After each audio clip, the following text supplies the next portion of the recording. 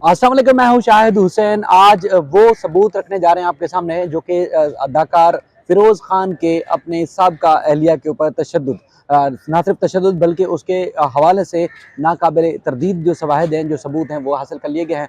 इनका कोर्ट में केस चल रहा है, कोर्ट में केस ज़ेर समाअत है, ना सिर्फ बच्चों की कस्टडी के हवाले से बल्कि बच्चों की मेंटेनेंस के हवाले से भी। अब चूँकि अदालत में मामला आ चुका है, अदालत में ही बेशुमार चीज़ें एक दूसरे के ऊपर इल्ज़ामात और दीगर सबूत आ चुके हैं, लेकिन कुछ ऐसी चीज़ें सामने आई हैं जिसमें ये साबित होता है कि अदाकार फिरोज़ खान ने अपनी अहलिया, जो कि साबिक अहलिया अलीज़ा खान हैं, उनके ऊपर तशद्दुद किया। उन्होंने ना सिर्फ थाने से रजू किया था जब उनके ऊपर तशद्दुद किया गया था, बल्कि उनके जिस्म के ऊपर जो निशानात थे तशद्दुद के, उसकी तस्वीरें और दीगर सबूत भी हासिल कर लिए गए हैं। तो ये वीडियो और ये तफसीलात आप तक पहुँचाने के लिए मेरे साथ अमीन अनवर भी मौजूद होंगे।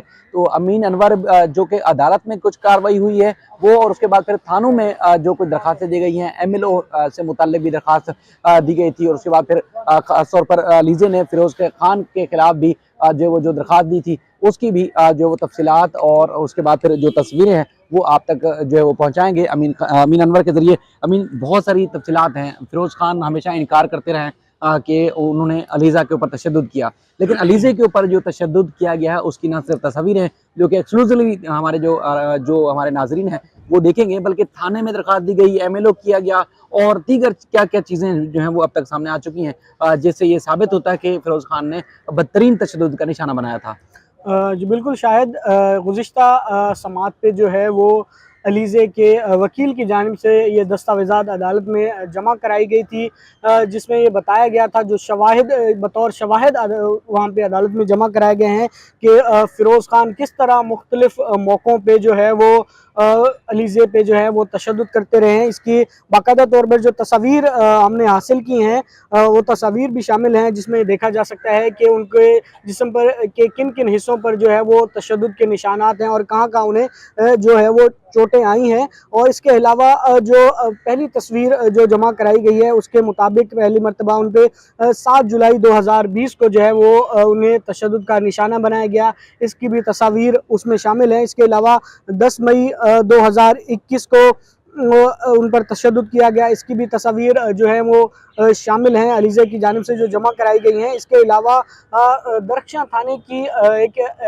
NC जो है वो जमा कराई गई है, जिसमें अलीज़ा के मेडिकल कराने के लिए वो लेटर जारी किया गया है दरख्शां थाने की जानिब से कि इन पर तशद्दुद हुआ है और इसके मेडिको लीगल कराने की जो इजाज़त है वो हासिल की गई है। उसके बाद जिन्ना अस्पताल में उनका बाकायदा तौर पर MLO हुआ, मेडिको लीगल हुआ, जिसमें ये बताया गया कि उनके दोनों बाजुओं पे, उनके कमर पे और जिस्म के जो दीगर हिस्से हैं वहाँ पर तशद्दुद के निशानात जो है वो पाए गए हैं। इसके अलावा उनकी आँख भी जो है वो मुतासर हुई थी इस तशद्दुद की वजह से, और इसकी भी बाकायदा तौर पे जो तस्वीर है वो जमा कराई गई है। इसके अलावा ये तमाम दस्तावेज़ात जो हैं वो अदालत के सामने रखे गए हैं, और अदालत को पहले भी बताया गया था कि जो फ़िरोज़ खान हैं उनकी जो तबीयत है वो जो है वो बिगड़ जाती है। उसके बाद वो पुरतशद्दुद जो है वो यानी कि हो जाते जज्बाती हो हैं, जाते हैं, जज्बाती हो जाते हैं, ज़्यादा और गुस्सा एक करते हैं। ऐसी हैजान सी कैफियत जो है उन पर तारी हो जाती है, जिसके बाद वो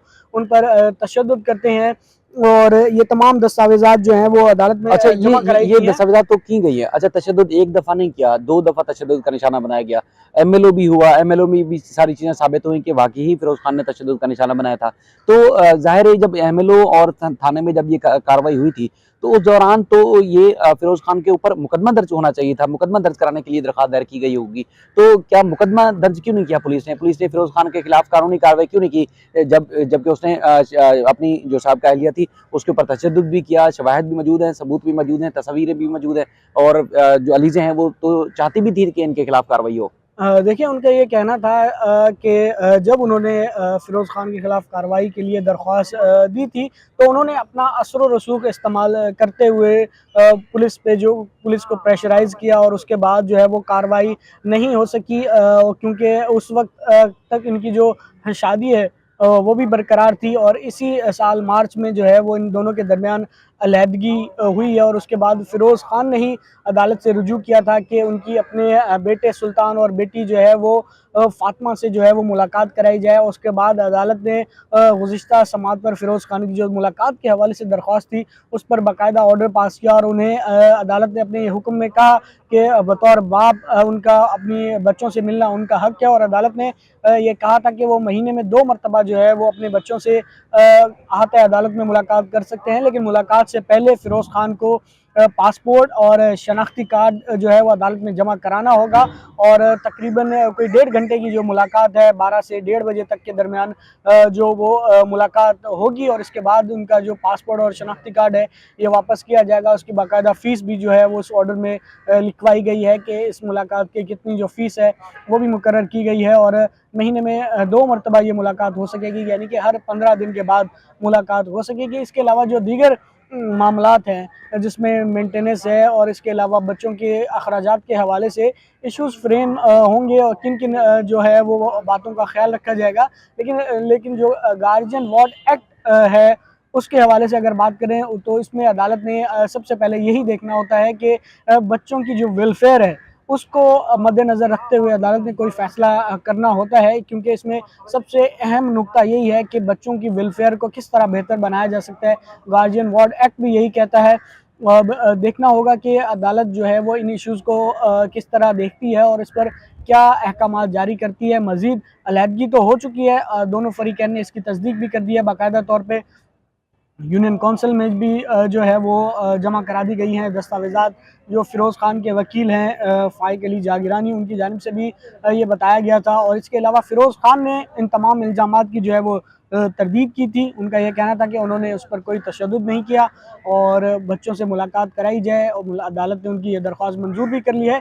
अब देखते हैं कि मज़ीद 1 नवंबर को जो समाअत होनी है उसमें क्या कार्रवाई होती है और अदालत क्या अहकामात जारी करती है। पर बहुत सारे लोग सवाल कर रहे थे, अमीन आपका बहुत शुक्रिया। बहुत सारे लोग सवाल कर रहे थे कि बिल आखिर ये शादी, चूँकि एक मारूफ अदाकार हैं, एक जाने-माने अदाकार हैं, तो ये शादी के टूटने और उसके बाद फिर ख़ास तौर पर अलहदगी के साथ-साथ अदालतों के जो चक्कर हैं वो काफ़ी जो भारी पड़ रहे थे। क्योंकि एक तो ये है कि बच्चों से मुलाकात का मामला हो या फिर उस बच्चों की गार्डियनशिप का मामला हो या फिर बच्चों के अखराजात का मामला हो। ये जब मामले अदालतों में गए तो उसके बाद फिर ना सिर्फ पाकिस्तान बल्कि पाकिस्तान से बाहर भी लोगों ने सवालात किए कि बिलाखिर ये नौबत क्यों आई, ऐसी नौबत क्यों आई कि दोनों को अलहदगी इख्तियार करना पड़ी। और उसके बाद फिर बच्चों की कस्टडी के हवाले से भी मामला अब अदालत के पास आ चुका है। अदालत ने फ़िरोज़ खान को मुलाकात की तो इजाज़त दे दी है।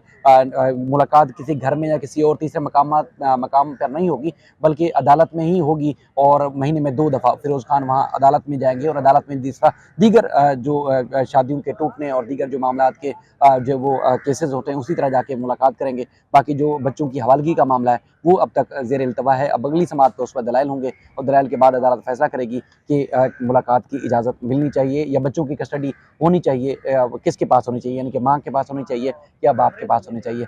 आने वाली वीडियो में मज़ीद भी इस सिलसिले में आपको आगाह करेंगे। अपना ख्याल रखिएगा। अल्लाह हाफ़िज़।